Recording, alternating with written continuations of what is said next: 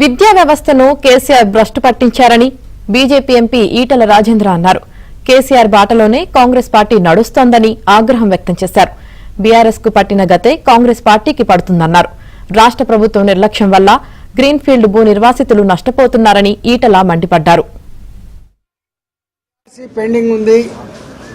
Retired అయినటువంటి టీచర్లకు benefits కూడా రావట్లేదు. అన్యాయం ఉన్నది.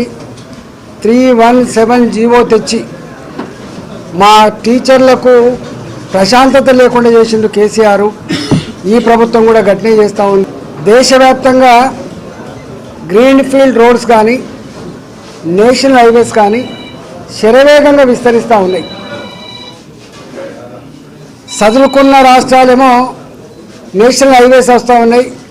రైతాంగానికి ఇబ్బంది కలగద్దని చెప్పి అక్కడ ప్రాక్టికల్గా ఏ ధర అయితే ఉందో ఆ ధర ప్రకారంగా రాష్ట్ర ప్రభుత్వాలు ఆ భూములను ఎనాన్స్ చేసి వాళ్ళు చూపించుకున్నారు. ఆడ 10 లక్షల రూపాయలు ఉంటే 10 లక్షల రూపాయలు ఉంది భూమి విలువ, 50 లక్షల రూపాయలు ఉంటే 50 లక్షల రూపాయలు ఉంది రిజిస్టర్డ్ వాల్యూ పెంచుకున్నారు. అక్కడ రైతాంగానికి పెద్ద ఇబ్బందులు లేవు. కానీ తెలంగాణలో కేసీఆర్ గారు ఉండగా ఎక్కడ కూడా ఒక్క దగ్గర ఈ నేషనల్ హైవేస్ వస్తున్న దగ్గర సర్వేలు చేయలేదు.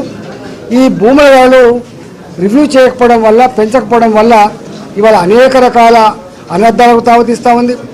రాష్ట్ర ప్రభుత్వ పరంగా అక్వైర్ చేసేటువంటి రోడ్ల భూములు కావచ్చు, త్రిపురారిపేట అక్వైర్ చేసే భూములు కావచ్చు, గ్రీన్ ఫీల్డ్ పేట అక్వైర్ చేసే భూములు కావచ్చు, నేషనల్ హైవేస్ పేట అక్వైర్ చేసే భూములకు కావచ్చు, విపరీతమైన తేడా ఉన్నది. ఇక్కడున్న రాష్ట్ర ప్రభుత్వానికి సోయి ఉండాలి కదా, ఇక్కడున్న రాష్ట్ర ప్రభుత్వం రైతాంగం గురించి ఆలోచించాలి కదా, ఆలోచించకపోతే మేమేం చేస్తామని చెప్పి వాళ్ళు చేతులు ఎత్తేస్తున్నారు. ప్రభుత్వానికి వినమ్రంగా విజ్ఞప్తి చేస్తున్నా, ఒక హెచ్చరిక కూడా చేస్తున్నా, ఇప్పటికైనా జరిగిన నష్టం జరిగిపోయింది. ఇప్పటికైనా మీరు జరుగుతున్న పనుల విషయంలో మీరు సమగ్రంగా సర్వే చేసి ధరలు ఫిక్స్ చేసి రైతాంగాన్ని ఆదుకోవాలి తప్ప, లేకపోతే మాత్రం చాలా తీవ్రమైన పరిణామాలు ఉంటాయని చెప్పి హెచ్చరిస్తా ఉన్నా.